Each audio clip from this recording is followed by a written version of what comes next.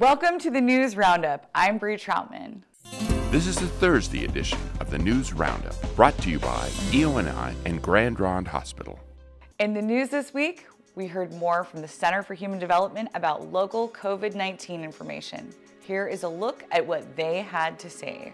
I think the really good news is that our county seems to be at a little bit of a steady state. So, we've talked about the risk levels and we've been in moderate for quite a while now.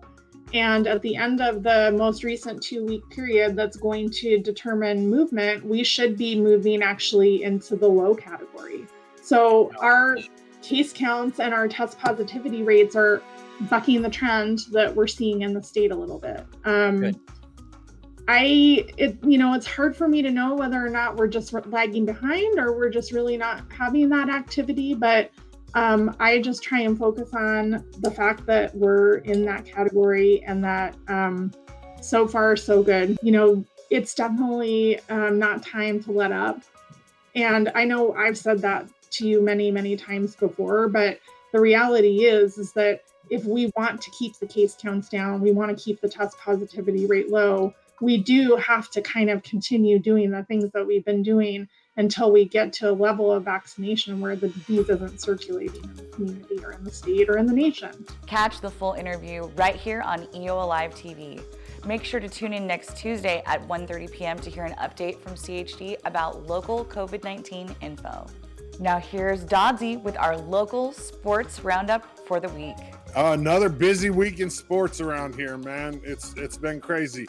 On my show this week, on Monday, I had on 2 more of EOU volleyball players. Go back and check that out if you want to. Wednesday, 2 soccer players from EOU. So women's soccer, they're in the national tournament. They're traveling to Alabama this next week. And then for the volleyball team, they're in the national tournament as well. Won the opening round, and they're playing in Sioux City, Iowa in the beginning of next week. So exciting.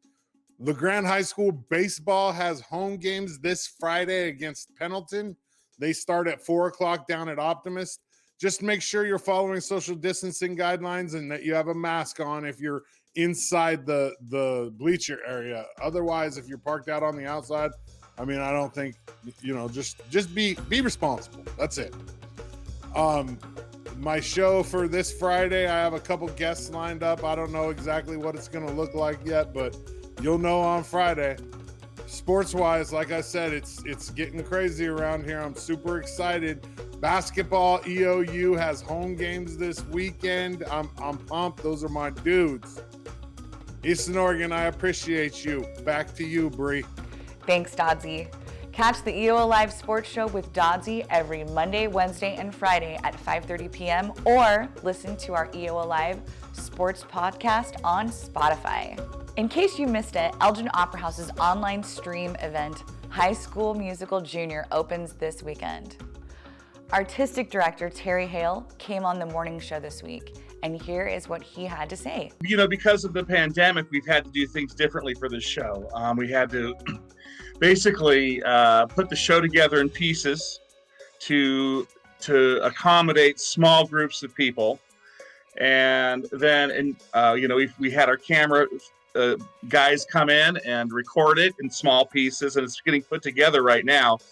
So I haven't even seen the full show yet. So, the parts I've seen, I think this is going to be great, but, hopefully I guess that's typical to a show. We're not exactly sure how it's going to come together until about the night before. That'll be the same here. I guess what will be interesting is to see what the audience response is to this, because usually I can stand in the back and watch and listen. Here, it's going to be, it's just going to be out there. And, hopefully I'll get some feedback from the folks as we go. Go to elginoperahouse.com for tickets and for more information. In our brieflies this week, this Saturday, the Catherine Creek Community Center will hold its first open house. The building was recently purchased by the Friends of Union Historic Community Hall to provide a community gathering space in the city of Union, where adventures begin. Visit anytime between 4 to 8 p.m. to enjoy music, snacks, and tour the facility. If you've ever driven past Riverside Park outside of LeGrand, you may have noticed a small monument at the intersection of Booth Lane and Mount Glen Road. Built by the Union County Historical Society in 1957, the monument recognizes an event called the Battle of the Grand Ronde in 1856. To learn more about the monument yourself, visit the link below. Tickets for Shelter from the Storm's annual soup supper are still on sale. The shelter is selling tickets for $30 per person in exchange for a custom bowl and a soup voucher. That's good at multiple local restaurants, including Marketplace Family Foods, Nature's Pantry, Golden Crown, and Brother Bear Cafe. A gift card to Jack's Dog Cafe will be raffled off at $1 per ticket or $5 for 6 tickets, while quilt raffle tickets cost $10. Call the shelter at the number below. Thanks for watching Eastern Oregon.